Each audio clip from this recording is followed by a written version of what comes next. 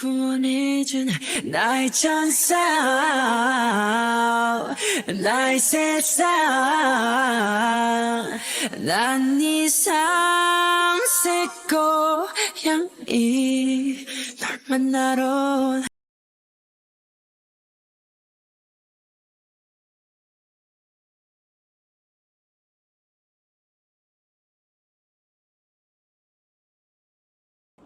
Vian was sitting in a party. She smiles at her friends as she drinks before she walked over to them with a glass of liquor in her hand. She giggles, dancing with them, swirling aloud. She wasn't sober anymore.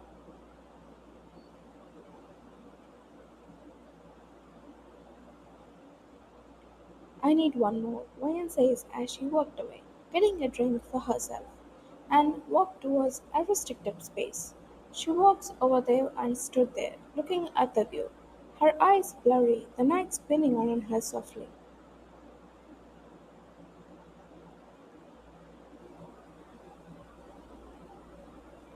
To steady herself, she sits on the couch, cross-legged and enjoying the drink, promising that it was the last drink of the night. And that was when it happened. Jimin, with his bodyguards, showed up like he owned every corner of the room.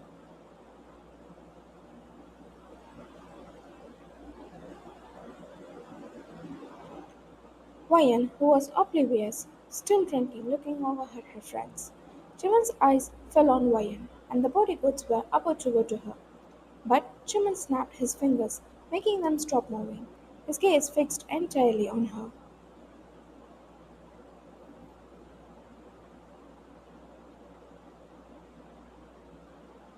And Jimin stood there, looking over at her, like he almost forgot how to breathe or even think. Never in his life he thought he would fall for someone at first sight, and he did, to the girl sitting where he was supposed to be seated.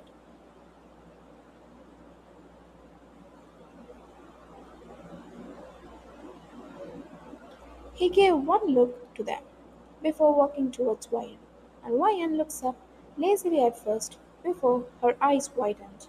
There's no way she doesn't know who this man is, and she instantly stood up, heart skipping, nerves rushing.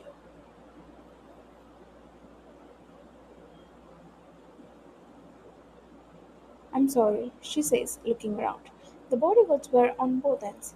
Jimmy still watched her, and he felt like his voice was gone. And he clears his throat before speaking. Sit down, he says, his tone low but heavy.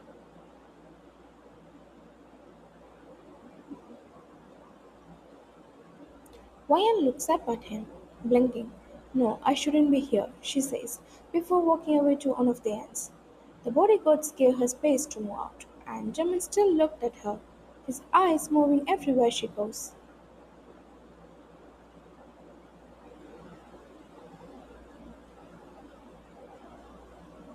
And he sighs before seated where Vian was sitting a while ago. Her presence still lingered in the air, and the glass she left behind caught his attention. Jimin leaned back, his thoughts restless, as if he was still chasing her shadow.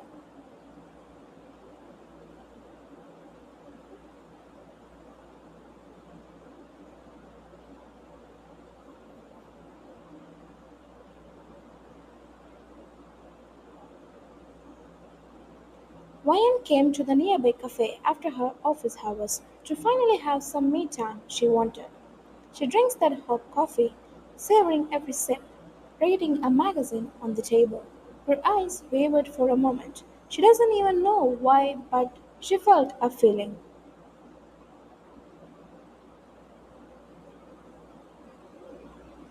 Someone's been staring at her for long. Her skin prickled at the thought of as she looks up and she saw Jimin in his mask, sitting there casually like he owns the place. Her eyes forgot to blink for a second. Is he looking at me? What is he doing here at this hour?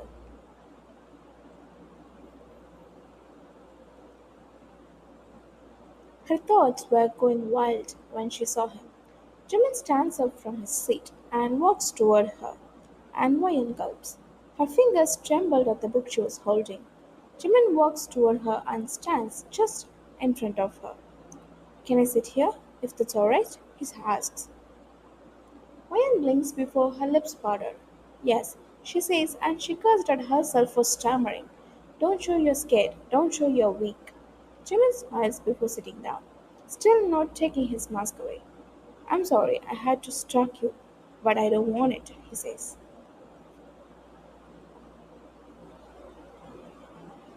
Ryan blinks, not interrupting him at all. She forgot how to use her throat now. Say something, Ryan. You look nervous, don't we? He asks. But still Ryan doesn't speak. I'm Parchment, he says, extending his hand towards her. Ryan looks up at his hand and at him.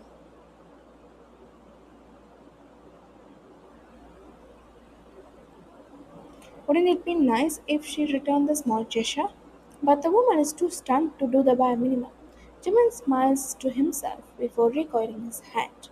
Don't be scared, please, he says, and Wayan blinks. He sighs before adding, Wayan, and Wayan wasn't even surprised. By now, he must have known every detail about her. I would like to go on a date with you, Jimin says, and Wayan looks away before looking back at him. If you're okay, please text me back. I'll take you somewhere nice tomorrow. He smiles, sliding a card towards her.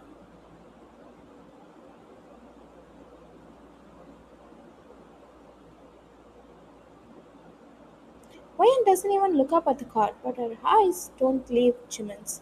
Take care, he says in a soft voice before standing up and walking away. Only then does Ryan realize she was holding her breath. She releases it with a sigh. Her eyes fall on the card in front of her. She slowly reaches for it and looks at it. The man on his knees was trembling. His eyes were teary, mumbling some words which didn't come out of his throat. Jimin was holding the pistol, his eyes dark as he looks up at the man on the knees in front of him.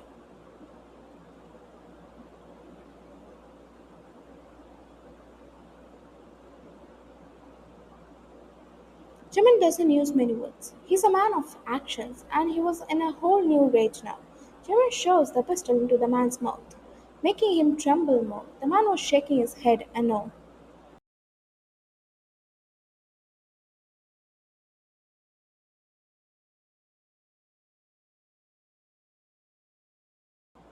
And that was when Jimin's phone rang with a notification. His dark eyes looked up at his phone, and his eyes softened for a while. 7 p.m. My car. That was the text he received from YN. Just that.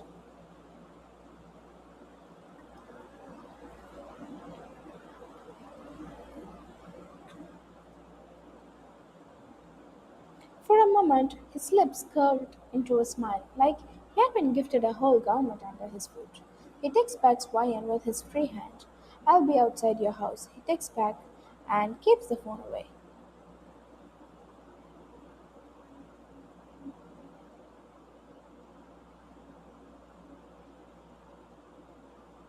When he turns back at the man, his smile fades.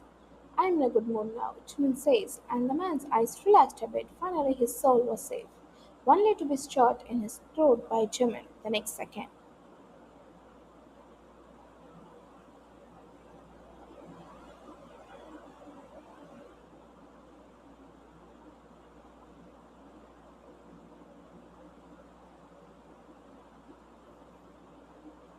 Ryan was inside the car waiting for Jimin since 6:30 p.m. She didn't even know why she was early. She was nervous on one side and ready to face whatever was ahead on the other side.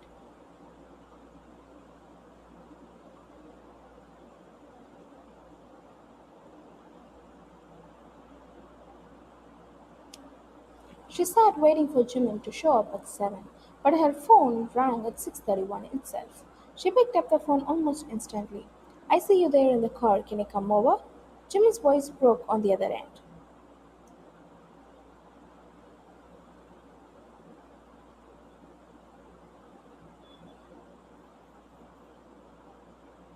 Ryan looked up and reached searched for Jimin, and she found him standing in the dark, far away from people's eyes.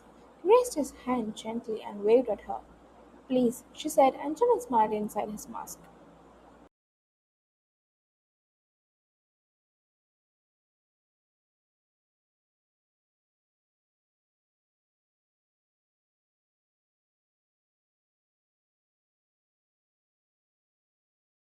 He kept his phone down and walked towards her car.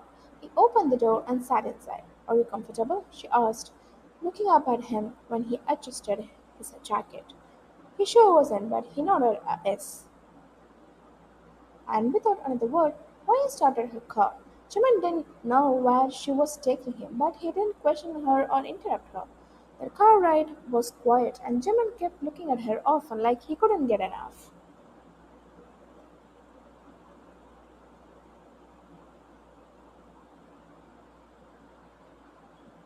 Ryan looked calm on the outside, but her heart was thundering inside her ribs. She was in a position where she never wanted to be, but she couldn't just let go of Jimin like that.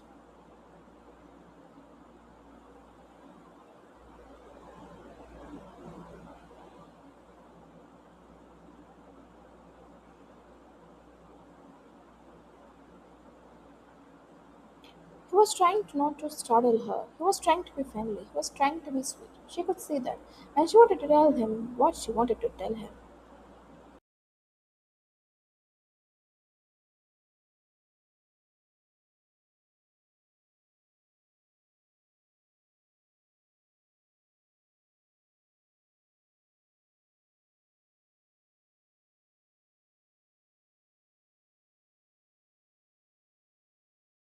Ryan took him to the seaside, where no one was there.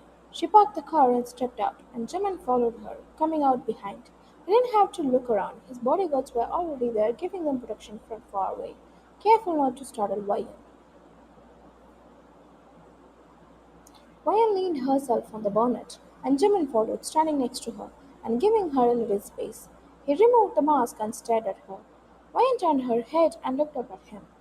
You must have known me by now, she said.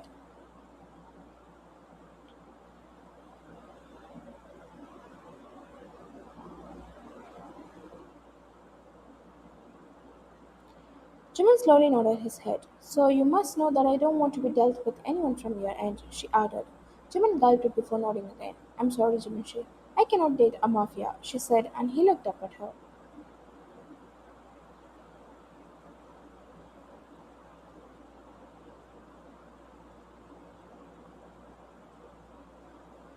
I don't want to be involved with the mafia again, she added. Jimin couldn't stop looking at her.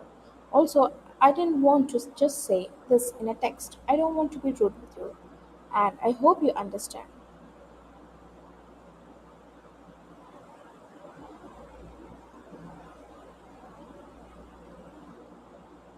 By then, Jimin's respect toward her had multiplied. He knew she was scared to be in the mafia world again. Ryan's brother had been a mafia boss. She had everything she asked for but her brother. He had been rude with her. He yelled at her for no reasons.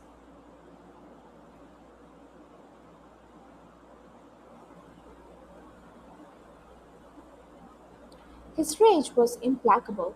He burned her with his words. He stopped treating her well and disrespected his parents as well. Ryan couldn't see him like that anymore. She braced herself before trying to take her life at him, only 13.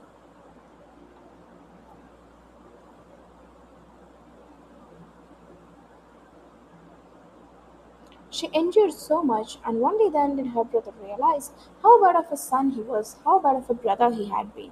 All of it because of his profession, his curse. For Ryan and his parents, he left it all behind.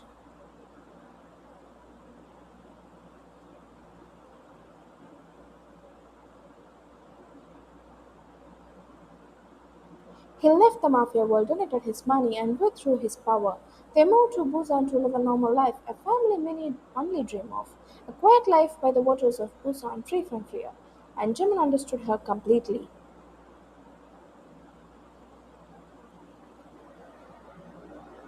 Ryan didn't expect him to smile there, but he did. He looked up at her. I'm sorry if I troubled you, he said. And Ryan froze, forgetting to blink. But thank you for expecting me and telling me everything in person, he added.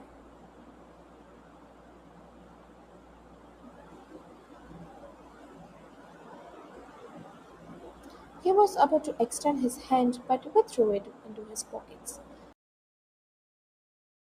Take care, Ryan. Hope you will find someone who deserves you, he said before stepping back. Seconds later, a Maybach stopped by them.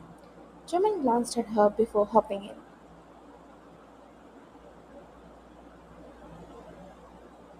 With a low sound of the engine, the car turned around, leaving Ryan standing there alone. She looked in the direction he had gone and wondered. She had done everything right, but why wasn't her heart accepting this answer?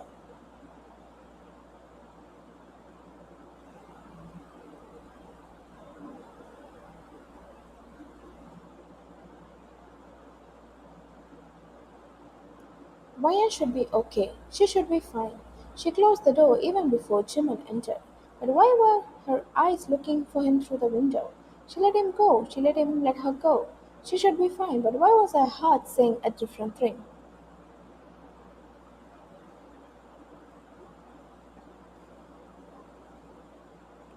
The way he didn't question her, the way he just smiled, the way he respected her boundaries, the way he wished her the best. The more she pushed Jimin away, the more she was being pulled back to him. She just couldn't stop thinking about him.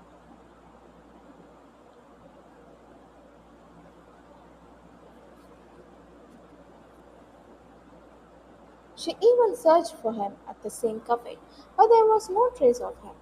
She looked for him at her work, but there was no signs. She looked out for him in the crowd, but there was no Hooter yet soft eyes looking back at her.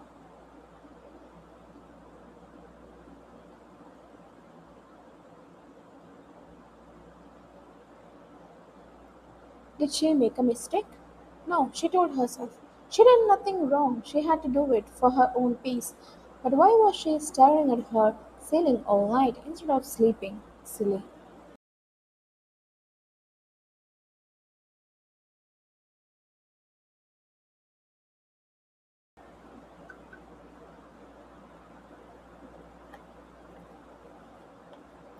Why was she thinking about Jimin? Why was she having thoughts of him next to her on the bed? She screamed into her pillow, trying to calm her mind, but every time she only thought more of him.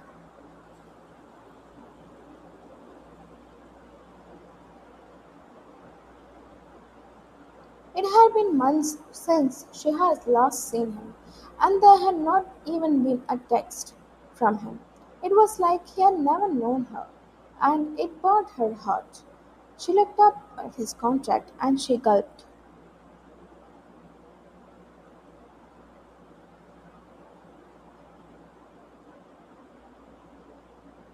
She had stared at his last message so many times before.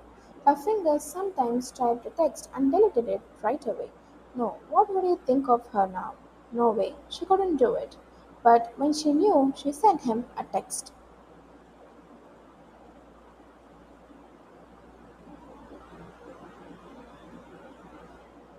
She sat on the bed, her eyes wide. Yes, she had sent it already. She tried to delete it before he read it. But he was already typing.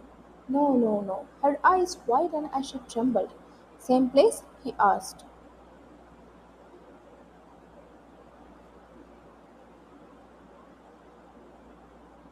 Ryan gulped. Was it a hallucination? Did he really text her back? Yes, she typed back almost instantly.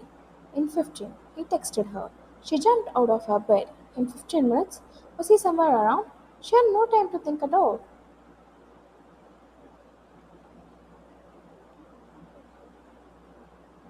She looked at herself in the mirror. She was in a hoodie and track pants, and her hair was a mess, makeup gone long ago. She didn't mind at all. She put on her shoes and grabbed her keys before stepping out of her room.